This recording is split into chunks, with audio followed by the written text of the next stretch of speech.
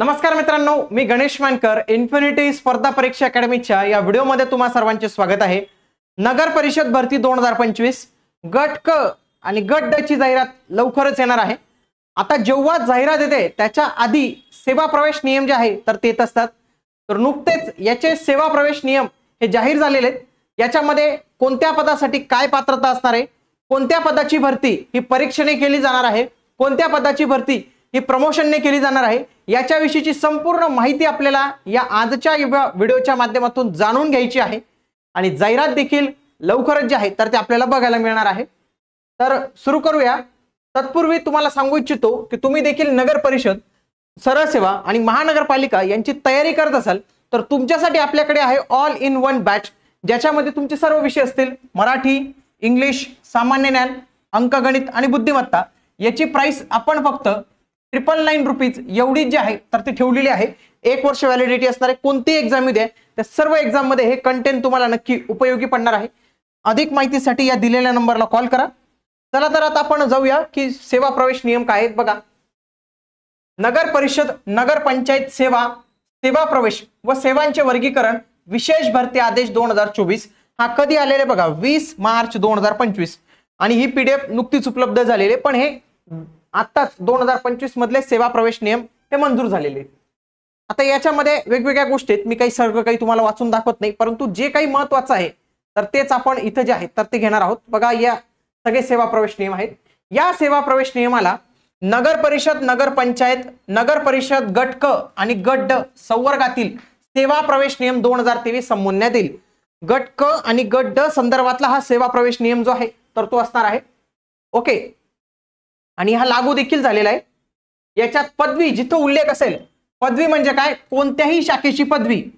त्याच्यानंतर इथं स्पष्ट म्हटले लेखी परीक्षा म्हणजे काय, शासनाने निवड केलेली संस्था किंवा कंपनी यांच्याकडून होणारी परीक्षा। आता नगर परिषदेसाठी कंपनी सिलेक्ट झालेली ती कोणती आहे, TCS ही कंपनी ही पेपर जो आहे तर तो घेणार आहे। चला आता कोणकोणत्या पदांसाठी ही परीक्षा जी आहे तुमची होणार आहे तर ते पदांचं पण दिलेलं आहे बघा। वरिष्ठ लिपिक हे एक पद आहे। पुढचा आहे लिपिक टंकलेखक, लघु टंकलेखक, वाहन चालक, उद्यान पर्यवेक्षक, ग्रंथपाल, सहाय्यक ग्रंथपाल, प्रमुख अग्निशमन विमोचक, ड्रायव्हर कम ऑपरेटर, गाळणी चालक, प्रयोगशाळा सहाय्यक, पंप ऑपरेटर, जोडणी, वीर तंत्री, तारतंत्री, वायरमॅन, आरेखन, रोखपाल, फायरमन, शिपाई, वॉलमन, हवालदार, नाईक, सफाई कर्मचारी। तर ही सर्व पद आपल्या गट क आणि गट ड संवर्गात येतात आणि या सर्व पदांसाठी आपल्याला जाहिरात जी आहे तर ती बघायला मिळणार आहे। आता तुम्ही म्हणाल की या सर या सर्व पदांसाठी पात्रता काय असेल, तर पात्रते संदर्भात पुढे उल्लेख केलेला आहे ते आपण बघणारच आहोत लगेच। बघा वयोमर्यादा त्यांनी काय दिलेले की किमान 18 पाहिजे आणि 18 नंतर किती पाहिजे 38 आणि बाकीच्यांसाठी 43 वयाची अट जी आहे तर ती असणार आहे कॅटेगरी वाल्यांसाठी। चला हे इथे MSCIT कंपल्सरी सांगितलेले, परंतु ज्यांच्यासाठी MSCIT सूट असते, फॉर एक्झाम्पल आपल्याला माहिती आहे नियुक्तीपासून 2 वर्षापर्यंत आपल्याला मुदत जी आहे तर ती देण्यात येते। चला आता आपला मेन जी गोष्ट आहे तर ती सुरू होणार आहे। आता व्यवस्थित पद्धतीने तुम्ही ही जी गोष्ट आहे तर ती समजून घेतली पाहिजे। चला पदाचं पहिल्या पदाचं नाव आहे वरिष्ठ लिपिक, गट क मधलं सगळ्यात चांगलं पद आहे। परंतु लक्षात घ्या हे पद 100% प्रमोशनने भरले जाईल, याच्यासाठी कुठलीही परीक्षा होणार नाही। लक्षात घ्या हे पद आपल्याला भेटणार नाही, कारण की इथं काय म्हटलेले पदोन्नती 100%, म्हणजे एकही सरळ सेवेमध्ये हे पद जे आहे तर ते येणार नाही। म्हणून याची पात्रता वगैरे जाणून आपल्याला काही घेणं देणं नाही, कारण की हे प्रमोशनचं पद आहे। पुढचं पद आहे लिपिक टंकलेखन किंवा रोखपाल, हे या पदाचं नाव आहे गट क च। याचे 50% पद हे सरळ सेवेने भरले जातील, 50% पद हे इंटरनल डिपार्टमेंट मध्ये भरले जातील। डिपार्टमेंटचं आपल्याला नाही, आपल्याला फक्त सरळ सेवेचं म्हणणं आहे। बघा पात्रता काय असणार आहे, पात्रता कोणत्याही शाखेची पदवी पाहिजे, मराठी 30 आणि इंग्रजी 40 हे दोन्ही सर्टिफिकेट पाहिजे, MSCIT सर्टिफिकेट पाहिजे, तर आपण जे आहे या पदासाठी जे आहे तर तो फॉर्म भरू शकतो। आता जर आपण पाहिलं तर या पदांची वॅकन्सी पण आपल्याला इथं दिलेली आहे मित्रांनो। बघा वरिष्ठ लिपिकच्या ही गट क ची आहे, जवळपास 513 जागा रिक्त आहेत आणि लिपिक टंकलेखनच्या जवळपास 870 एवढ्या जागा ज्या आहेत तर ते आपल्याला इथं रिक्त बघायला मिळतात। म्हणजे भविष्यात ही चांगली संधी नगर परिषदेच्या माध्यमातून आपल्याला इथं बघायला मिळू शकते। बघा आपलं हे पद झालं लिपिक टंकलेखन, ज्याला आपण फॉर्म भरू शकतो. हे एक पद झालं. चला पुढचे काही पद पाहूयात. लघु टंकलेखक. आता याच्यासाठी काय लागतं? कोणत्याही शाखेची पदवी, 80 शब्द पर मिनिट लघु लेखनाचं सर्टिफिकेट पाहिजे, 30 मराठी इंग्रजी 40चं सर्टिफिकेट पाहिजे, MSCITचं सर्टिफिकेट पाहिजे, ही पात्रता असेल. दुसरं आहे वाहन चालक गट क तांत्रिक सेवा. बघा SSC पास पाहिजे, म्हणजे 10वी उत्तीर्णवर आहे हा. 10वी. हलके वाहन म्हणजे लाईट मोटार व्हेकल चालवण्याचा पाहिजे. वाहन चालवण्याचा 3 वर्षाचा जो आहे तर तो अनुभव त्याच्याजवळ असला पाहिजे. म्हणजे हे चांगलं पद आहे आणि हे 100% सरळ सेवेने भरलं जाणार आहे, म्हणजे उमेदवारांना चांगली संधी असेल 10वी पास. पुढचं आहे उद्यान पर्यवेक्षक. हे पण चांगलं पद आहे. हे पण 100% सरळ सेवेने भरलं जाईल. काय पाहिजे? BSc हॉर्टिकल्चर, ऍग्रिकल्चर, फॉरेस्ट्री याच्यामध्ये पदवी पाहिजे. याच्यामध्ये पदवी पाहिजे. 3 वर्षाचं काम करणारच प्राधान्य, पण याची काही गरज नाही. फक्त आपल्याला काय पाहिजे? पदवी पाहिजे. पदवी कोणती पाहिजे? ऍग्रिकल्चर क्षेत्राशी संबंधित आपली पदवी जी आहे तर ती लागणार आहे कृषी पदवी. पुढचा एक ग्रंथपाल. हे पद 100% प्रमोशनने भरलं जाणार आहे, म्हणून आपल्याला काही बघायचं नाहीये. हा, सहाय्यक ग्रंथपाल हे मात्र सरळ सेवेने भरलं जाणार आहे गट क चं 100%. याच्यासाठी ग्रंथपाल शास्त्राची तुमच्याजवळ काय असली पाहिजे? पदवी जी आहे तर ती असली पाहिजे. पुढचं पद आहे गाळणी चालक किंवा प्रयोगशाळा सहाय्यक, त्याला पण म्हणूया गट क चं पद आहे. याच्यामध्ये काय पाहिजे?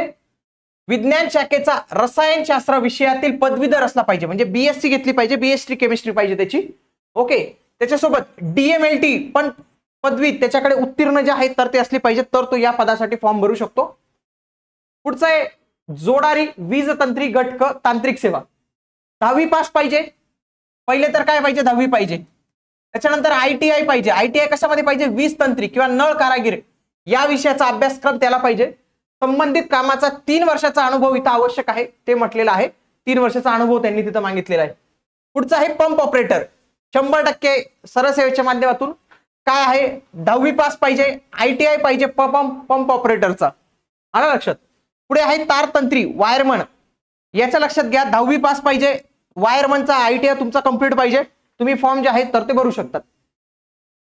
पुढचं पद आहे अनुरेखन गट क चं 100% सरळ सेवा. 12वी पाहिजे. ITI पाहिजे अनुरेखन मध्ये आणि संबंधित कामाचा अनुभव असल्यास प्राधान्य. हे काही जास्त गरज नाही, पण 12वी पाहिजे आणि ITI झाला पाहिजे तुमचा. आरेखन गट क 100% सरळ सेवा. 12वी पाहिजे. ऑटोकॅडचा कोर्स हा शासन मान्य संस्थेकडून तुमचा पूर्ण जे आहे तर ते पाहिजे. ऑटोकॅड कोर्स खूप सारे इंजिनिअरिंग मुलांचा, डिप्लोमाच्या मुलांचा असतो कंप्लीट, तर त्यांच्यासाठी चांगली संधी आहे की तुम्ही 12वी पास पाहिजे आणि ऑटोकॅडचा तुमचा कोर्स जो आहे तर तो कंप्लीट पाहिजे. तुम्ही आरेखन या पदासाठी फॉर्म जो आहे तर तो भरू शकतात. पुढचा आहे वाहन चालक कम ऑपरेटर यंत्रचालक गट क. तर शैक्षणिक पात्रता काय की 10वी पास पाहिजे. पुढे 6 महिने कालावधीचा अग्निशमन प्रशिक्षण पाठ्यक्रम त्याने पूर्ण केला पाहिजे. हेवी मोटर व्हेकल चालवण्याचा त्याच्याजवळ प्रमाणपत्र म्हणजे लायसन्स पाहिजे आणि जड वाहन चालवण्याचा 3 वर्षाचा कामाचा त्याला अनुभव जे आहे तर ते असणं गरजेचं आहे. तसेच या पदासाठी काही शारीरिक पात्रता पण त्यांनी ठेवलेली आहे. पुढचा आहे वैद्यकीय अधिकारी. हे MBBS वाल्यांसाठी आहे, पूर्णपणे MBBS पदासाठी पाहिजे आहे.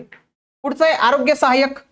याच्यासाठी काय पाहिजे बघा? 12वी आणि किमान 12 महिन्यांचा पाठ्यक्रम उत्तीर्ण किंवा स्वच्छता निरीक्षक हा अभ्यासक्रम त्याचा पूर्ण पाहिजे. ओके. आणि 2 वर्ष कामाचा अनुभव असणं गरजेचं आहे, तरच तो फॉर्म जे आहे इथं आरोग्य सहाय्यकला फॉर्म भरू शकतो. 12वी पाहिजे. पुढचं जे आहे तर ते परिचारिका नर्ससाठी 12वी पाहिजे आणि नर्सचा त्यांचा डिप्लोमा झाला पाहिजे, तसेच त्यांची नोंदणी देखील झालेली पाहिजे. 3 वर्ष कामांचा त्यांना अनुभव असणं आवश्यक आहे. आलं लक्षात? जे पद एक असेल तर ते सर्व पद सरळ सेवेच्या माध्यमातून भरण्यात येईल.